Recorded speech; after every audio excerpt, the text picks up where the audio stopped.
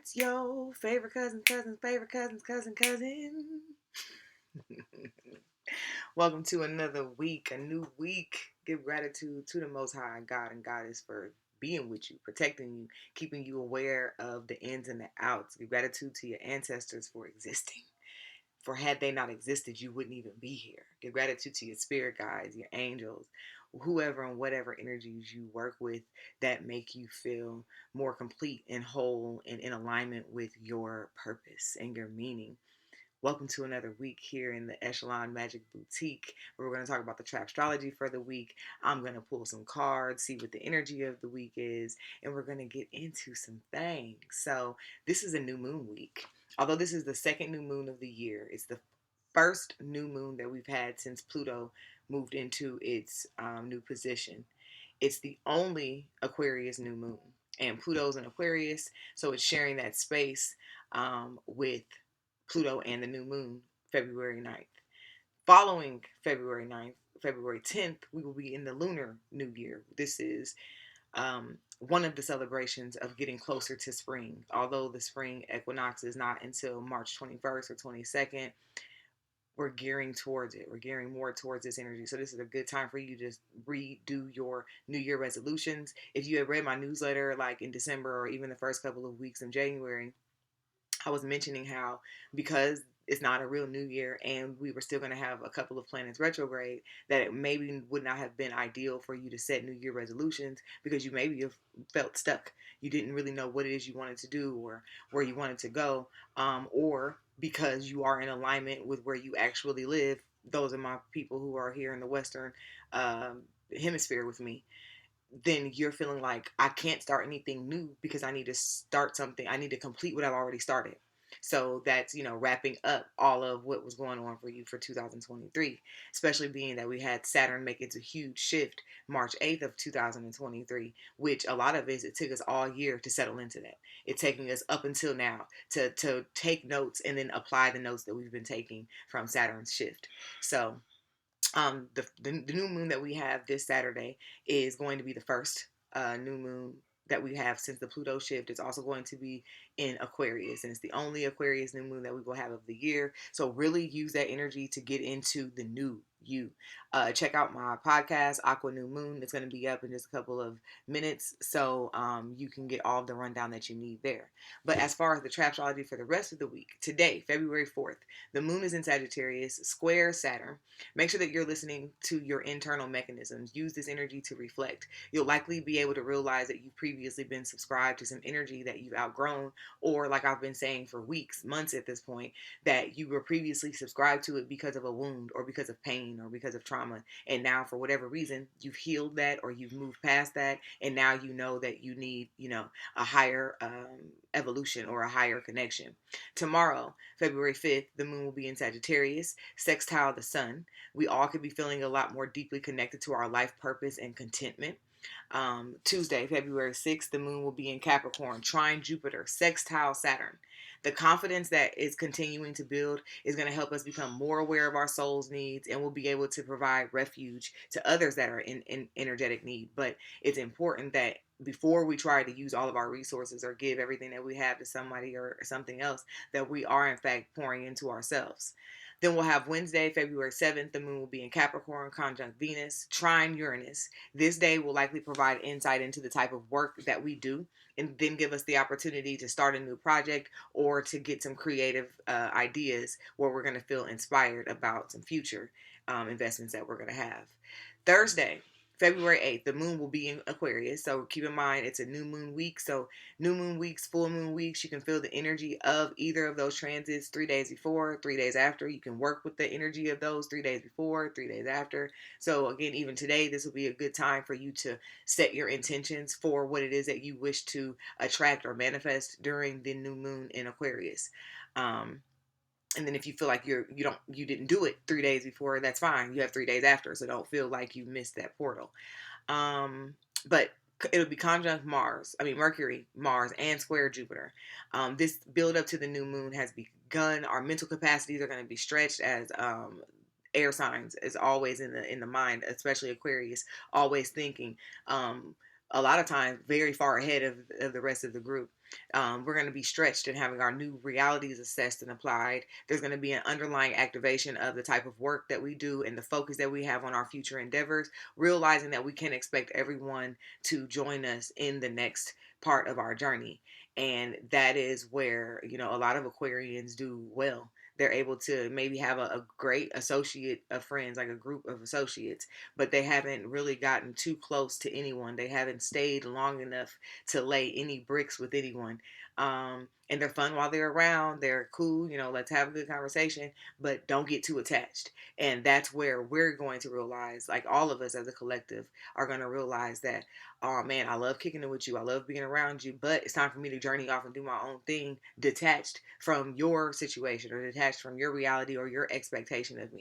Then Friday, we will have the Aquarius new moon. It'll be conjunct the sun and Uranus. This is a day of golden opportunities, literally golden opportunities. We can rid ourselves of any unnecessary distractions or stress using the excess energy to embark on the tasks that need completion, beginning, finishing, what have you. This is literally the portal of the future. Then we'll have Saturday, like I said, February 10th, the Lunar New Year. The year of the dragon is the year that we will be in. Make sure you go check out your Chinese New Year or Lunar New Year astrological placement, because you'll, first of all, you may find a lot of coincidences between, or similarities, because there's no such thing as a coincidence, between your Western zodiac sign and what you find for the Lunar New Year.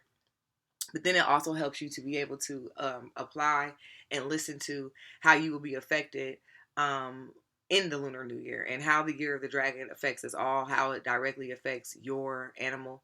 I like to go and listen to mine. It's like one of the first things I do at the beginning of the year, is go listen to what they have for the metal ox, because that's what I am.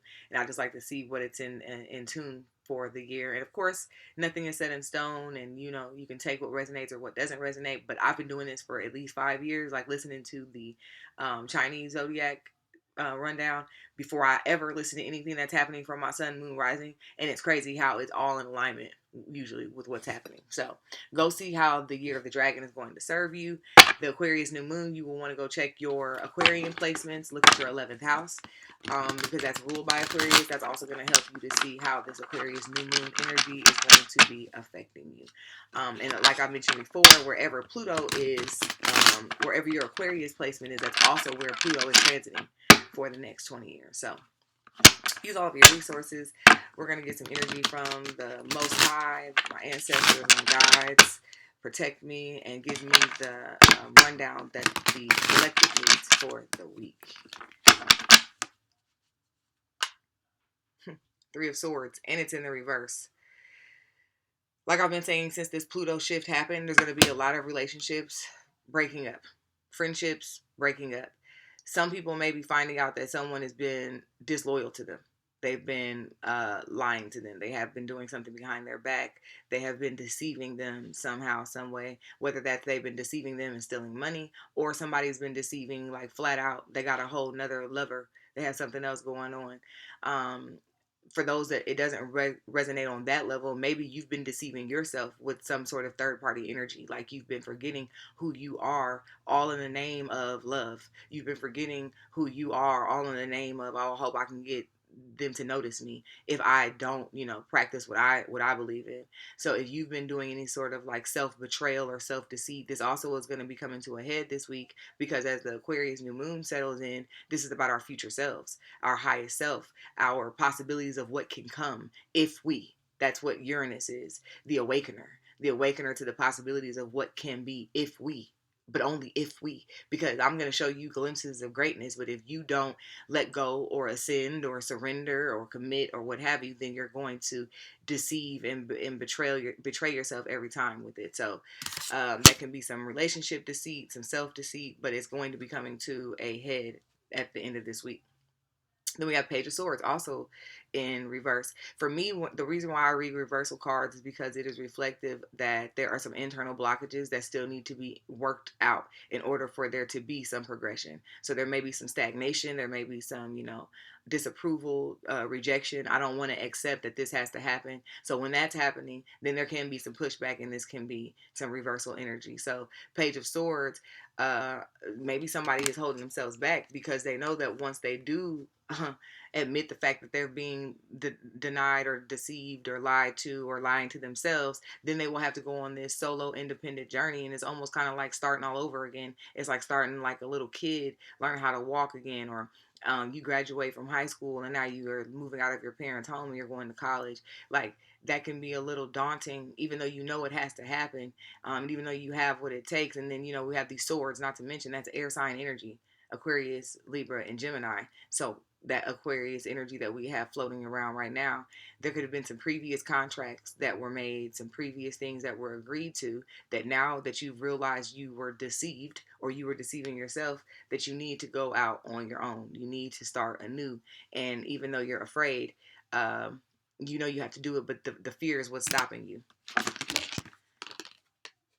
Seven of Wands. Yes, separation because of understanding. Going on an adventure because of understanding, of new clarity. There may be some sort of a discovery or a finding this week, especially under the new moon energy, that is revealing, or there was something that was revealed under the full moon energy just last week. The full moon in Leo maybe revealed something, and I got that because of that gold. She has on a gold skirt. It's like gold sand, gold sun, Leo. There maybe was a revelation under the Leo full moon that's going to come to a head under the Aquarius new moon, that's going to give balance, structure, confidence, in making whatever decision needs to happen in order for you to move on to higher levels. Journeys, coming to a fork in the crossroads, and having to decide, which way do I want to go. Do I want to go left, right, or do I want to go straight? The thing about making decisions at crossroads is you have to let go of feeling like, if I make one decision, it's going to be the wrong decision. There's no such thing as wrong or right. It's left or right. It's light or dark. It's up or down. And both will serve you accordingly. And believe it or not, you will end up back at the place that you're supposed to. Even if that takes you on a 20-year journey, on a 20-year adventure, that it may seem like it was taking you away from the direction that was right there. Like, you're at this point, it's because even here, it seems like she's leaning more towards the left side. To y'all, it looks like the right side, but she's leaning more towards the left, and should I go this way? But even if she goes towards the left and the right is the outcome, she's still closer to it when she goes on that long journey, because she's going to learn something about herself.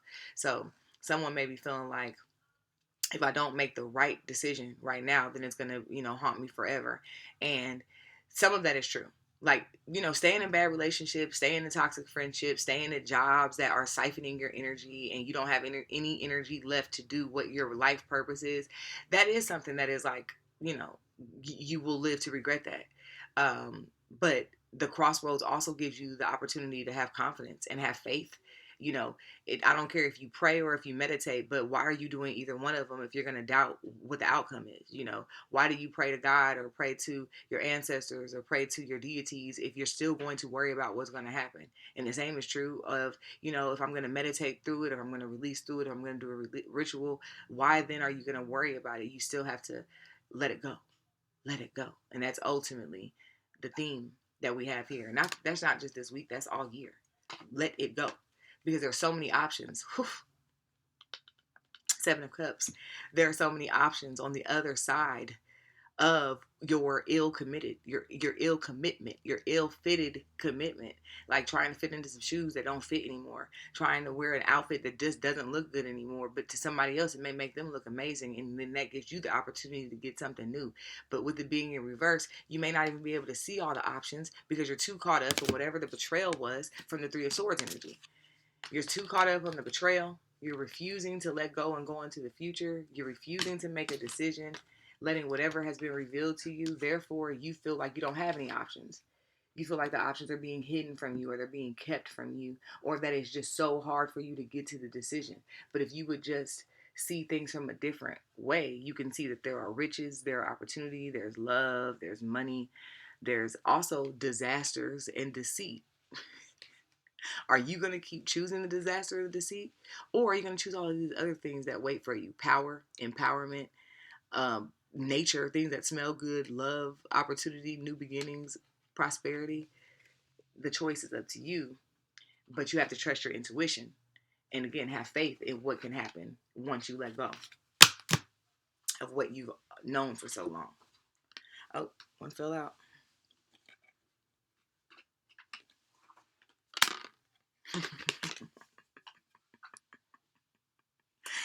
The Fool. See, because you're afraid of looking foolish. You're afraid of starting all over again. You're afraid of what can happen because you are having to start all over again. You don't even want to take the first step. But we've all played the fool sometimes. Y'all should download my Hood Metaphysical Bible. I talk about how the entire tarot story, from the Hierophant, the Fool, the Cups, the Wands, every number in the Wands and the Cups and the Pentacles, how all of it is a story about this one right here. How this one is the one who's basically graduating from school or from night training or from his mother's house to go off on a journey. And I'm using the American, no, the Modern Witch deck. So all of them in here are feminine, are female archetypes, which of course, because representation matters. But when you look in the Rider Waite deck, the Fool is a boy going on his own journey, and he has his spirit guide dog, and he's going off onto his journey. But y'all should download the Hood Metaphysical Bible so you can get the entire story, and then not only have the story broken down to you, but then you get to have it at your own disposal whenever you need to. And you can, when you pull cards for yourself or when you pull cards for your clients, you can now add an extra layer to what the significance may mean for them individually, because you know what the truth and the origin is behind it. So anyway, afraid to be the fool, afraid to start again, afraid to go on your own journey, afraid to see what's out there on the other side. But we all play the fool, and ultimately we are all fools from the day that we are born into the day that we die, because you're ignorant of something. Even if you know a lot of things, even if you're well versed, even if you have studied, like again, the fool, he studies so many things and yet he makes so many missteps on his journey, because it's about leveling up, and it's about being the fool and being the student of life. And when we let go of needing to be perfect, when we let go of needing to know exactly how it's going to work out or being in control of it all, that's when we then can transcend. Let's see what else. These cards then fell. And also the Fool, number 0, you're jumping through the sun. I mean, you're jumping through a portal of opportunity, the sun. It also gives that Leo energy, the background, that gold Leo energy, something deeply triggered and activated on the Leo full moon that may still be very well felt. For instance, I was able to pinpoint major aspects of my deceased mother's birth chart that helped me realize that she and I have the exact same birth chart, and some of our strong points are each other's, and that my daughter is our birth chart split down the middle. It's crazy. Under the Leo full moon, because Leo is the child. So I was deeply triggered on how I miss my mother, and how, every accomplishment that you have or every obstacle that you have, when you don't have the person who you would share it with, is just another trigger to the fact that they are gone. So, some people use their grief for a crutch or a reason to destroy themselves. And I did that too. I did that 11 years ago. Destroyed myself when my mother left this earth. Then I used that pain and I turned it into power, and that led into me having the brand that I have and being able to use the services and the gifts that I have to help others on their transition to connecting with their ancestors and understanding, how to feel more connected to them or to find themselves in them. So for me, the Leo full moon was very triggering of my inner child, my 18-year-old self, and how I was so eager to leave the house. I was so eager to go into the world, because I thought I knew it all. How foolish of me. And also, if someone had told me that just in 9 or 8 years of me graduating high school that I was going to lose my mother, and I was going to lose those opportunities to, kick it with her in the kitchen and to get the advice that I needed, and to just time. I was going to lose the time. because of my foolishness, maybe I would have made different decisions. But then I backdoor and I hear her and the ancestors and the most high energies tell me, but if you wouldn't have gone on your own journey, you maybe would have led to your demise because you would have stayed up under your mother's wing. You wouldn't have even had the gall to be foolish and go off and see what the world has. And then that would have led you in a whole nother heap of problems when she did leave. Everything happens for a reason. Queen of Swords. Um, Remembering who we are this week. And this may be, again, running deeply for someone since the Leo full moon. Something was revealed to you, something was um, transcribed to you. It was just understood that, oh my gosh, I've been moving in the wrong energy. I have not been moving like a goddess or like a god, an emperor or an empress. I've been moving very weak. I've been moving not in my power. And now you're aware of it. And now you're going to be able to soar like a butterfly out of the cocoon, an eagle that is mounted that knows now its wingspan, and create new contracts. The sword energy, contracts, communication, manipulation, but not in a negative way, because maybe you were previously manipulated. You were previously manipulated into whatever energy that you agreed to. And maybe that was from fear, maybe that was from just choosing to be blind or to negate whatever had been provided to you. But ultimately, now you can sit proudly on your throne with the information that you have learned as the fool because you weren't afraid to be foolish. And new beginnings are going to follow. Great opportunities that are going to replace anything that was previously taken, anything that was previously belittled or diminished for you is going to be replaced in great dexterity. This new moon is going to be it's going to seem a little chaotic because, again, of how uprooting it's going to be, but it's also going to be the gateway for newness and opportunities.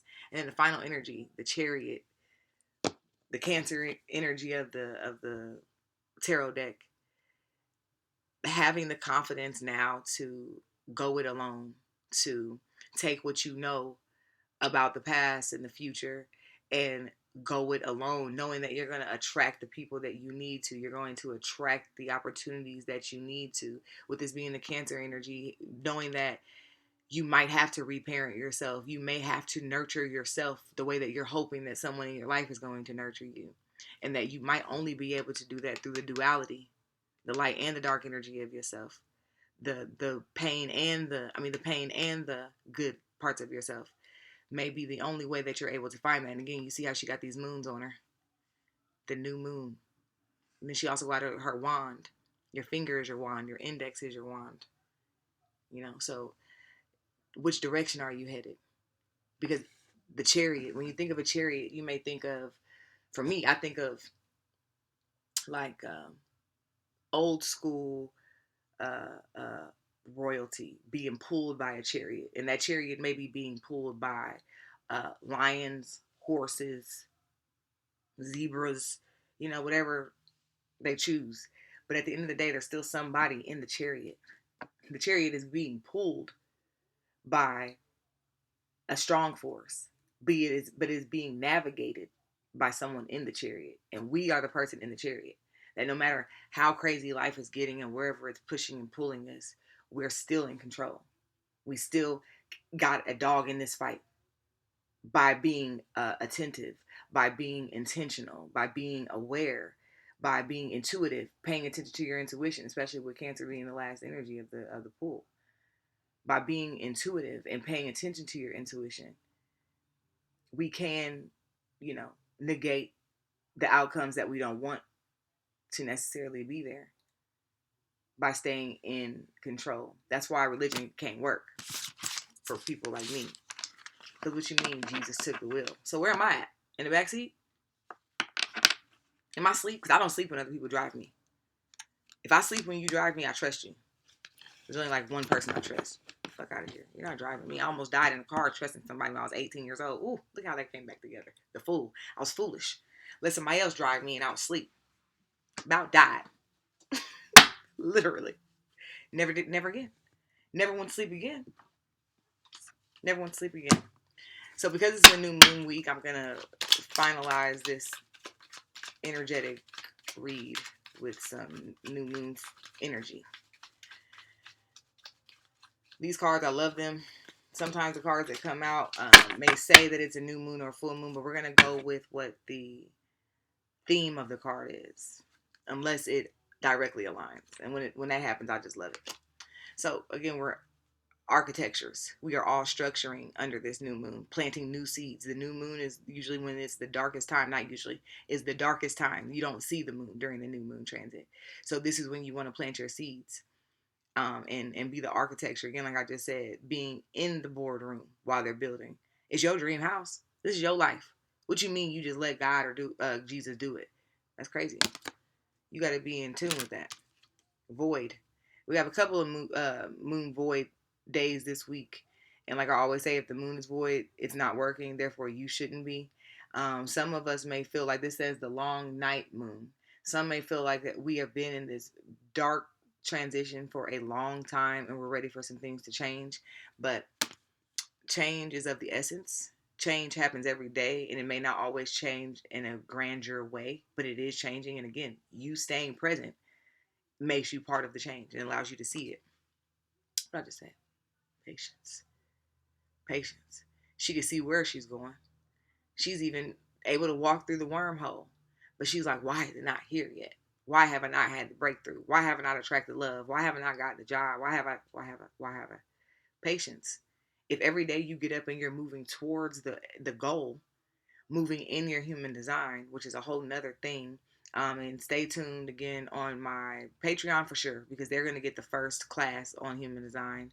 And then pay attention on my YouTube and of course my IG to learn more about moving in your human design. But I've been moving and making decisions in my human design for the last 30 days, and life is just different. That's all I can say. Life is different. And it will be different forever because now I am in tune with the way that the universe is responding to me.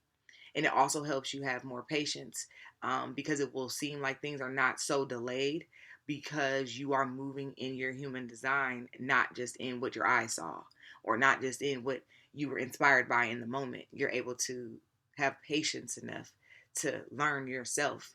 So then it gives you the keys to some doors. Then the final energy is acceptance. Being accepting that, some things have to end in order for you to receive that bridge to the next part of your life. Accepting that you are the chosen one. You're looking for all these answers outside of you, but it's actually you. And again, with it being the Aquarius energy and it's the Pluto and Aquarius new moon, the first Pluto and Aquarius new moon, accepting your gifts and your uniqueness that make you rightfully you. That's what takes you to the next level. When you are a weirdo, when you go and do your natural weird thing, that's when people see you, not when you try to fit in. Okay. So this concludes our Trapstrology and our energy read for the week. Y'all have a good one, and I'll see y'all next week. Oh, Black Church will be back next Sunday. I'm going to have one of my cousins join me, and we're going to decode the Last Supper. We're going to talk about the disciples, how they're actually astrological representations, and how the Last Supper is an entire astrological spread. So y'all have a good one. Holla back.